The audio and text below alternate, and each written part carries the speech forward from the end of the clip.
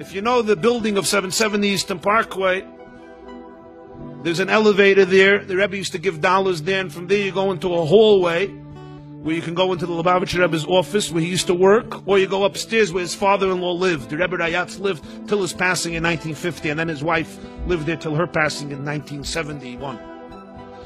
So he says, we're standing by the elevator, and the door opens up, and who comes out? The Ramash. The Ramash is the acronym of Reb Menachem Schneerson, which was the title that Hasidim used to refer to him during the lifetime of his father-in-law. He was a son-in-law, he married his middle daughter, so he was called the Ramash.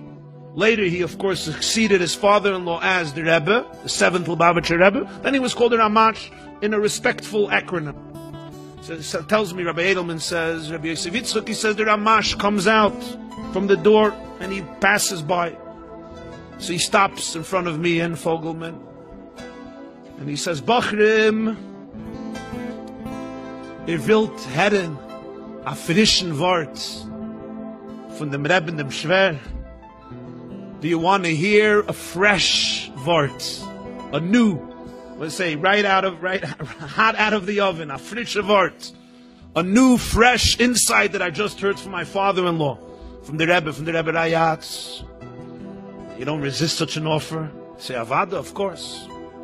So this is what the Rebbe tells them, and I have to tell you, it astounded me personally. You'll soon see why. The Rebbe says, the Ramash says to them, let me tell you what the Rebbe just told me. He says, you know, sometimes people walk into shul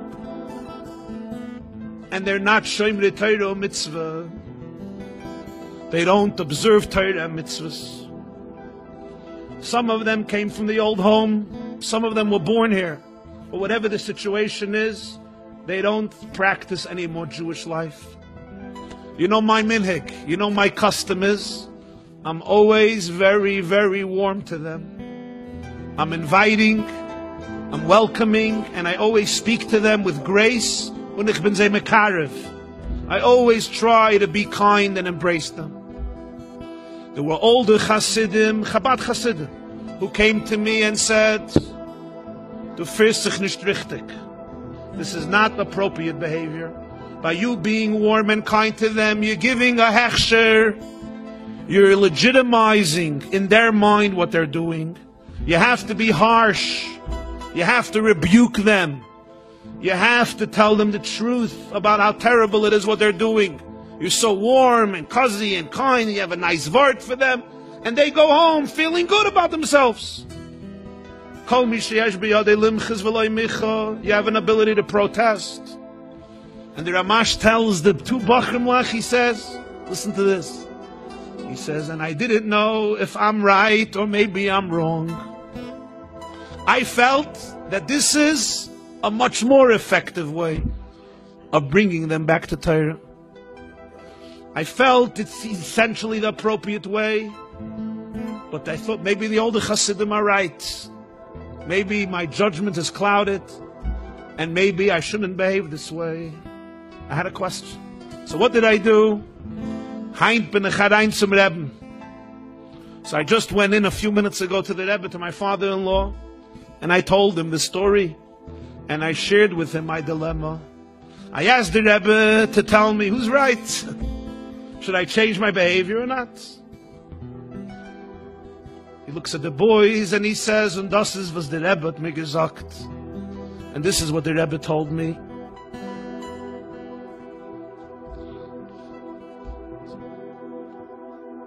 Der Eberste hat beschaffen, wenn a Tate und a Mame haben a Kind. Hashem created the world when a father and mother give birth to a child. Haben sie lieb dem Kind mit dem ganzen Herzen. They love the child with all their heart. And if you ask the mother and father, can you love them? How much do you love them? How much? And the answer is unbegrenzt. That's what he said. Unbegrenzt. You know what unbegrenzt means? Limitless. A limitless love. The love has no boundaries. Doesn't stop. The love doesn't go from here to China. The love extends infinitely. Wollt man gekannt meinen, hast du schon ein Stock in Platz von noch Liebschaft. So there's no space for more love. If the love fills your whole heart and beyond, that's it. That man, wenn der Eberste bencht mit noch a Kind, haben sie dem Kind euch lieb, unbegrenzte Heit. Hashem blesses them with another child. They love this child oh so infinitely. And so with every child, somehow the magic is recreated again and again and again. Each child they love without limits, without bounds. We're talking, of course, about functional, healthy, wholesome parents. And then the Rebbe Rayat says, aber seda amal, was haben a Kind. Und the Kind lo aleinu v'lo aleinu, lo aleinu v'lo aleichem. Hat a chisaron in the guf. Sometimes a child is born with a terrible deficit in the body, with a disability, crippled, disabled. Sometimes, he said, se felt an aver. God forbid, a part of the body, a limb is missing, an organ is missing, or there's a defect in the body. Could be in the heart, could be in the arms, could be in the legs, there's an impediment. Says the parents look at this child, und zu dem Kind haben sie an eigenartige Liebschaft. You hear the Yiddish? For this child, they find a unique, eigenartig. New translate. Unparalleled, something special, a unique love. Exclusively unique.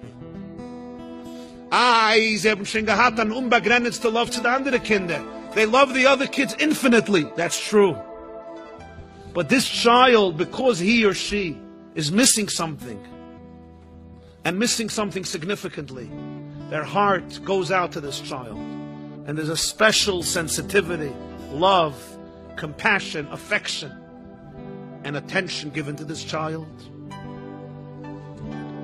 Und danach hat der Rebbe mir gesagt, und dann der Rebbe continued, der Eibishter hat lieb jeden Jiden wie ein eigen Kind. Hashem loves every Jew like his own child. Unbegrenzt. The love is infinite, it's absolute, it's unequivocal, it's non-negotiable, it's unconditional, and it has no limits. Aber seda amal, was der Eibishter zet ayid, und se felt epis by him, se felt epis by ihr. He sees a Jew that there's something missing. The Rebbe says, ayid was leiknish kind tefillin, felt epis in the hand, in the arm. A Jew who doesn't put on tefillin, there is a defect in the spiritual arm, in the spiritual soul, in the arm of this Jew. A Yid was gitnish kin tzedakah, there's a defect in the hand.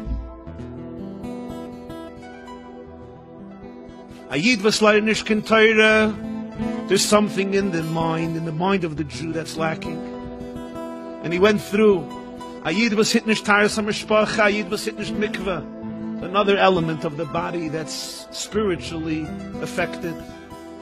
A Yid was leifnish tana mitzvah. There's something missing in the leg. So the Eibishter git a kuk auf a Kind und se felt epis. Something is missing. Und zu dem Yid hat an eigenartige Liebschaft. He possesses such a deep love, special love, because there's something missing. His heart goes out for him.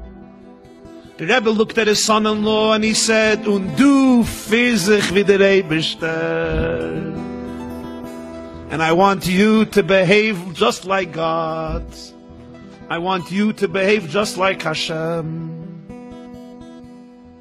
This is what the Rebbe told these two boys in 1943. And I had the privilege of hearing it from one of them, Reb David Eilman.